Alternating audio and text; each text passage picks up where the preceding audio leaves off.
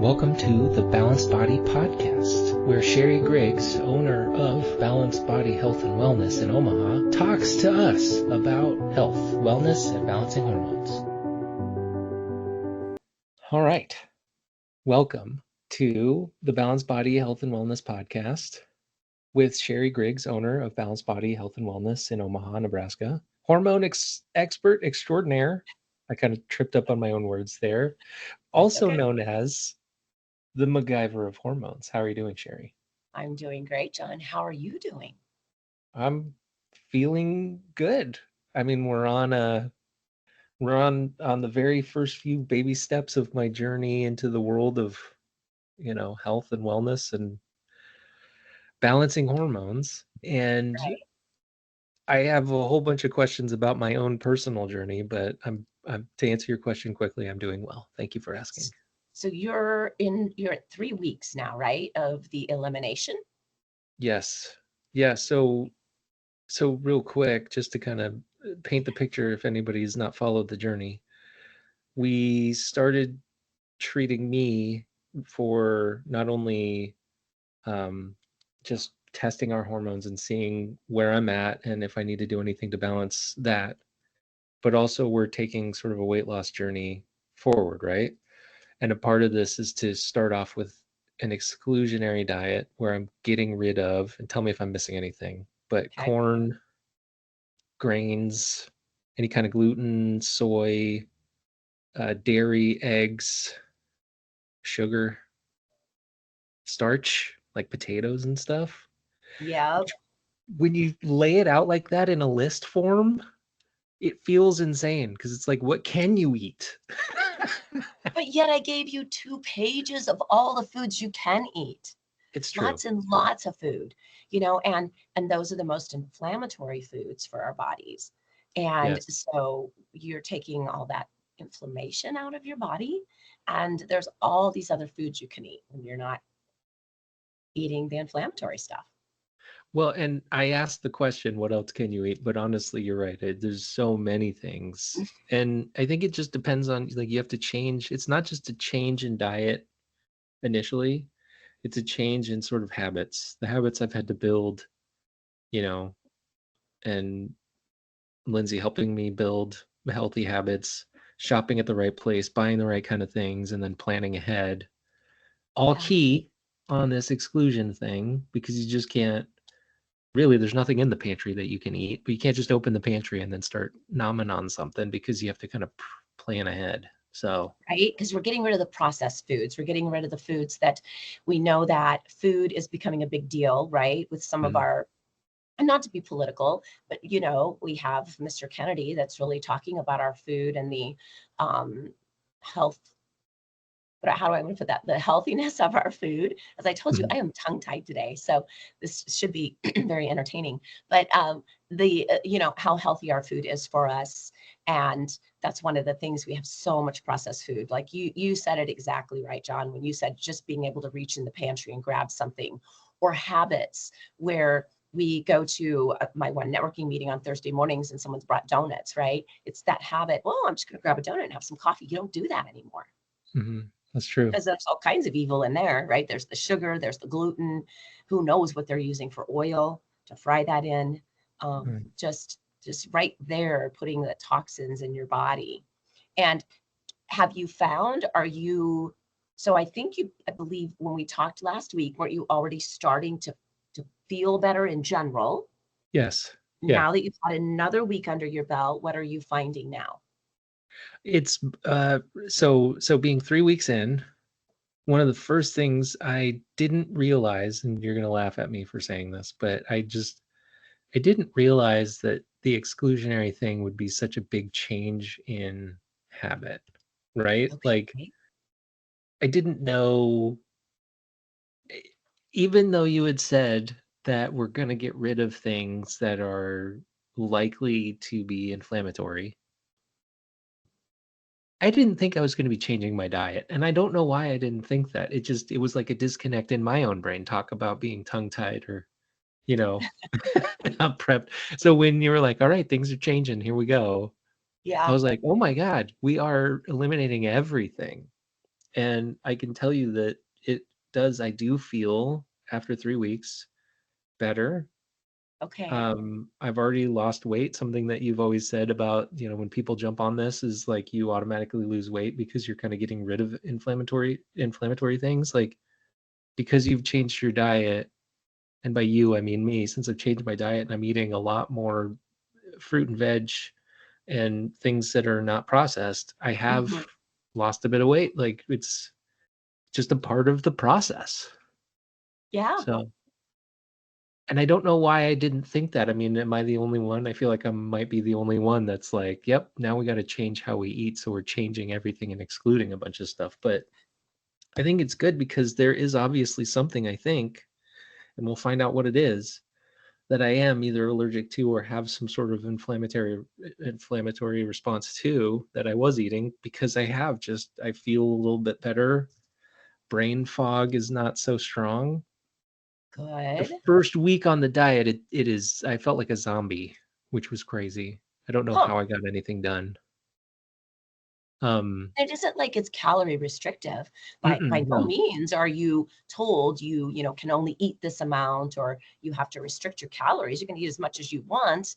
You just as much of the food that's not inflammatory. So it might have been that you just had so much toxicity and inflammation in your system that as it was starting to clear out, some people almost have like a not DTs, but it's almost like a rebound effect where they're taking some of these foods out that they were functioning on and Yeah. their body was functioning on. And sometimes it can be bad bacteria or bad things in your gut that's functioning on, and now it's starting to die. I Hmm. do know, I had a patient come in that whenever she would cut sugar out, she would get deathly ill, like Oh, sick. So she'd have to eat sugar again.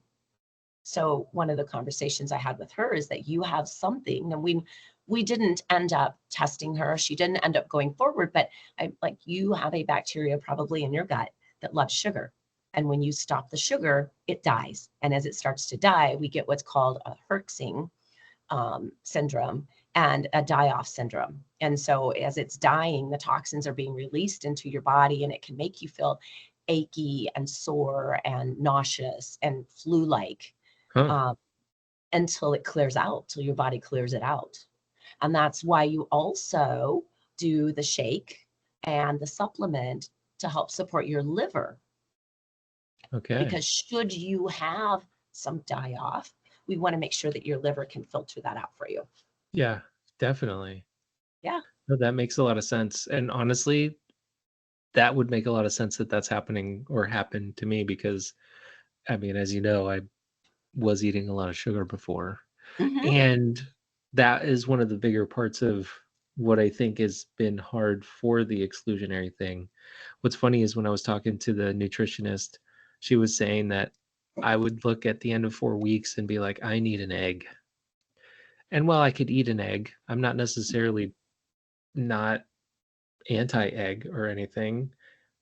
I tell you, I'm more excited about things that have sugar in them more than anything else, including like, corn and gluten and all that stuff. So we'll see what, if anything, I can still eat afterwards.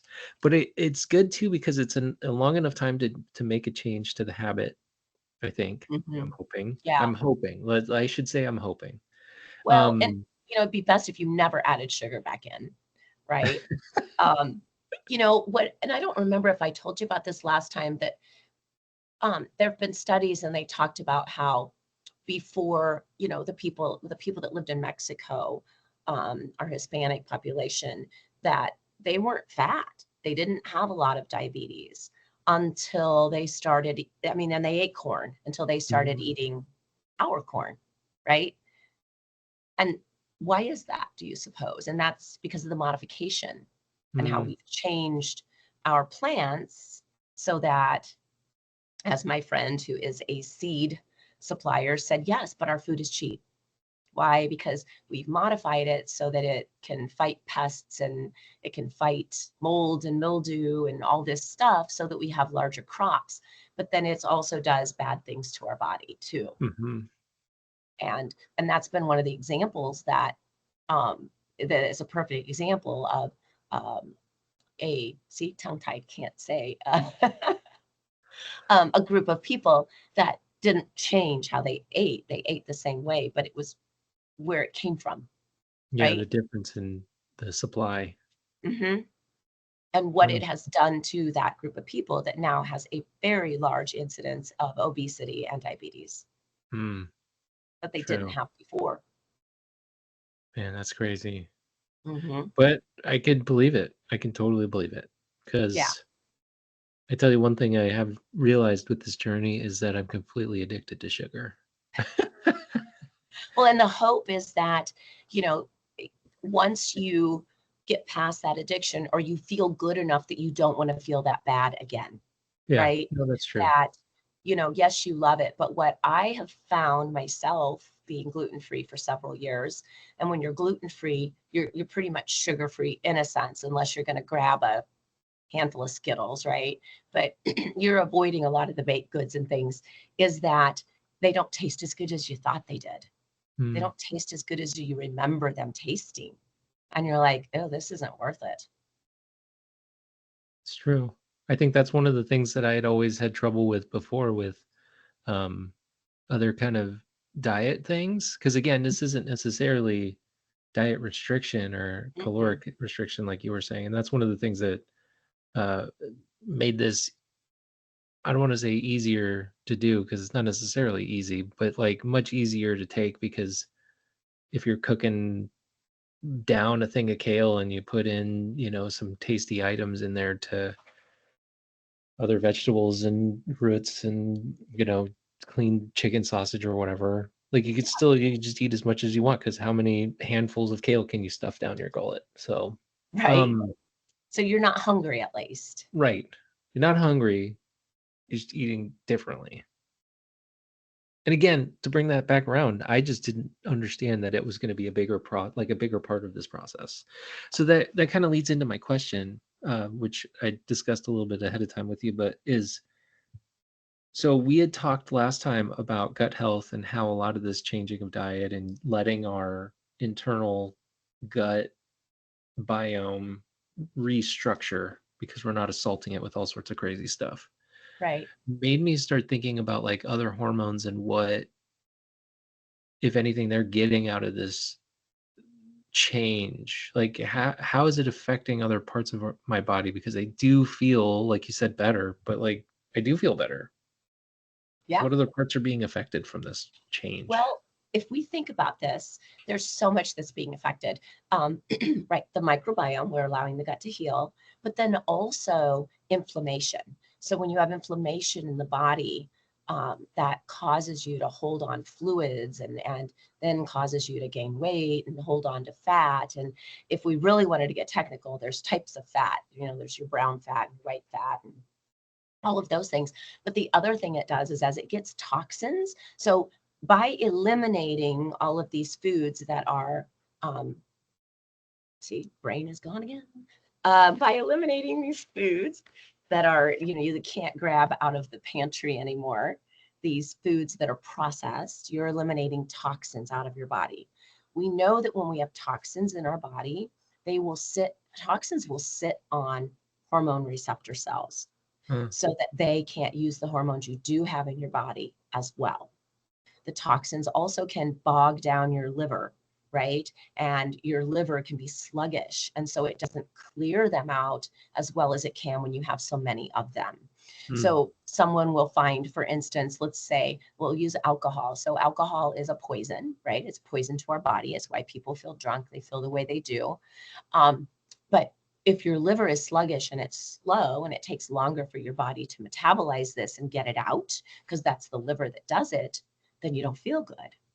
But you might find that even drinking in moderation, let's say you decided to have 2 glasses of wine one night or 2 drinks of alcohol and you didn't feel good later or you didn't feel good the next day. That's probably because your liver's not working as well as it could.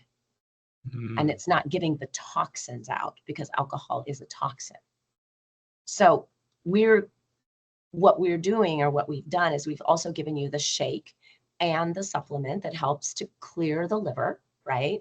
To support it and to clear the toxins out.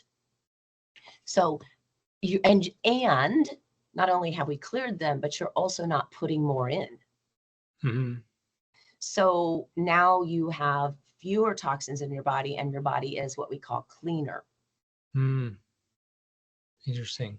And so it allows it to work better when it doesn't have a bunch of toxins and poisons floating around in your system, wreaking havoc. Mm. And I tell you, I do the place that I feel that most, because when you were explaining the cortisol test and how I feel during the day, and it's more active during the day, or like when you wake up, you have the highest levels, and then it kind of like goes down, and then you have a crash at the end of the day. You should. You Yeah. should have that. Yeah. I can tell you for certain I didn't have that before. And I do have that now. Like I am way more and it's not like I always thought, because you explained cortisol as like your feel good hormones. It wasn't that I was like really, really happy at the beginning of the day and then really like down at the end. It's just activity wise.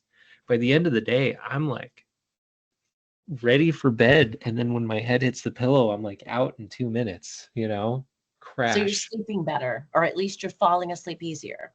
Yes, totally falling asleep easier. And this is And all it's, by taking out the inflammatory foods. yeah, totally. I mean, and I mean, so cortisol obviously had that change, but like these toxins going through and sitting on receptors, that's affecting like all of them, like the thyroid and you know the others. Mm-hmm. It's crazy. Yeah. Yeah. And as I tell people, and we haven't even started yet. We haven't even started balancing nutrients or balancing hormones or doing any of that. Yeah, because so that's gonna be after we figure out what I might be allergic to. And so the process of that, I think we walked through super quick, but this will be happening not like next week or in a few days after next week. So what will happen is once I have all of your results back, so you're doing this while we're waiting for all of your test results to come back, right? Right. And that is preparing your body should we need to add any nutrients or add any hormones. We're now putting all of that into a clean body. It's like a reset. You Hmm. could call it a reset, right? We've reset your body. And that way, when you are getting these things, we will know that you're going to be able to use them to the best of your body's ability. We're giving it the best chance to work. If we need to replace a hormone, we're giving that hormone the best chance to work for you. And we'll also know at that point that your gut is going to be healthier, which means that you'll be able to use the nutrients better. Um, it's just a really good reset, and that overall you're starting off at the ground level of things being as good as they could be. Hmm. Now, depending on what you start, and generally people, I see them, not always, but generally I see them before they start reintroducing some of the foods. So we will get them started on what they're doing for their treatments, depending on what they need, before they start reintroducing foods. So they're not, they are independent of each other. So let's say all your results didn't come in and it was time for you to start reintroducing foods. You can go ahead and do that. You don't have to wait for me to start treating you to reintroducing foods. And at the same time, if I get your results before it's time for you to reintroduce, it's okay for me to start treating you before it's time to reintroduce, because you'll still be towards the end of that elimination. And your body, as you said, you've noticed a difference even from week 2 to week 3. It's gotten better. Mm-hmm. So you're still getting better and better and better Yeah. as you're going along. And as I've said, hopes are that some of this stuff you'll never go back. That doesn't mean you can't eat sugar again, but you don't want to get addicted to it again. Right. Totally. Because I'll still have, there is a local baker here. It is what are they called? Crumb Cake Bakery. And they're down off of 114th and Dodge. And they do the most amazing raspberry almond cherry muffins, and they are gluten-free, Mm, but they are not sugar-free. And I love that. But I might get some and freeze a couple and allow myself one a week. But now I haven't had them in probably 2 or 3 months, yeah, and I don't crave it. I right. don't crave the sugar. But I do know that when my friend and I, Valerie, would go on a cruise and I would eat dessert every day because I was on vacation, then I would crave dessert every day, Hmm. right? So the occasional treat won't turn you into a sugar addict again. Sure. But, and I know you've got, I mean, you're selling Girl Scout cookies. You got sugar. I mean, my gosh, you can't eat the cookies this year. I know. Tell me about it. You saw the picture, but I mean, my basement is full of cookies, And you and can't eat any of them. I can't eat any of them. And you know what you can do? You can smell them through the box when you Yes. are on this exclusionary diet because your sense of smell is back. Right. Oh, So so I'm your smelling sense them of all. smell has improved. Is that what I'm hearing? Yeah, it is. See, I've not heard that. That your sense of smell has improved. So that tells me something was really assaulting your body to the point Probably. that your sense of smell. How's your sense of taste then? Has that improved as well? It's different, but it's Oh, not necessarily improved or anything. Like it's not like a stronger sense of taste. hmm Um, so as an example, I always used to have like hot sauce or something by me when I'm eating something. uh-huh. Maybe not always. That's an exaggeration, but like a lot of times I'll put hot sauce on stuff. With this eating clean, I haven't necessarily been using any of it. I think mostly because it has a lot of sugars in them, so I've kind of just added that to the exclude list. But I'm not necessarily wanting to reach for hot sauce either. So that's interesting. So maybe your taste sensitivity, because you may be tasting more flavors than you tasted before, so you don't feel like you need the hot sauce to make the food more exciting. Yeah, possibly. I Because if you also, smell better, if your sense of smell is improved, yeah, normally taste goes with that. true. It's true. I also have noticed that like I used to not like apples, and because apples are approved, I'm Yeah. getting that from my sweet area, and I'm like, I even made my wife laugh the other day. I was like, "Where have apples been?" Because I was eating them, and I was just so happy to have whatever it was that was in there. Right. And she's a pretty clean eater, isn't she? Just has been, She's now or because we're doing this together, okay. so she's helping me to not feel left out from eating things, which is I feel lucky. I feel lucky Yes. to have that. That's good because then, it's not just you being the only one that's eating a certain way and trying to cook for yourself, whatever, the kids, it's different, right? Right. But it's not bad to teach them to eat this way too. It's true. I can Yeah. tell you that they hate it. They hate that we're on this exclusionary diet because they keep wanting me to try, you know, things that they have. Like Uh-huh. we got them fast food the other day, and my son was like, just one uh chicken nugget. And I was like, no, I can't have any of that. Like I can't have the chicken, I can't have the breading, Oh, and those like are I can't have horrible any of it. anyway. They're not Yeah. even real chicken. Those things Yeah, are awful. it's true. But I used to eat them, so Right. um so okay, so yeah, week 3 is coming up or in the middle of right now, and then pretty soon it'll be time to test and see what I don't like. And I hear that it comes on strong too, so maybe that's what we can plan to discuss reintroduction next time, because then we can like go through what signals I'd be looking for. Because when I was talking to the nutritionist, she said very vaguely, your body will tell you. Yes. And Your it's body will tell different, and it sounded like it was a lot of different things. you. Yeah. And everyone is different. But we can talk about some of the things that people have experienced when they have, reintroduced stuff, or thought, well, it didn't sit well, so I've continued to stay away from it, and then I had a little bit, and this is what happened. So we can definitely talk about that. And then we'll be talking about your results. Oh yeah. Yeah. We'll That be would be coming up to exciting that. to discuss. Yeah. Anything So terrible on there yet? I'm just kidding. I know. I'm kidding. Well, yeah. Well, I can say you will live for us to do this next week. Yes. Thank you. That is You'll be good. That's good. my Everest. Perfect. Well, Okay. if somebody else was listening to this and said they wanted to be on the same journey, one of Yes. the best ways they could do is to fill out a form or schedule a 15-minute call, which is on the site, Yep. Go to the balancedbodymedical.com. balancedbodymedical.com Yep. and set up a discovery call. It's free. We can talk about your potential journey or what you might want to do. You can also go on the site if you'd like to schedule a consultation to come in. You're welcome to do that as well. Mhm. And but if you don't live locally, just start with a discovery call. Get you talking to Sherri, and you can explain your There you situation. go. That's right. Perfect.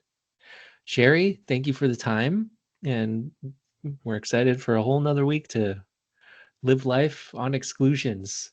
That's right. And we'll continue with John's journey. There we go.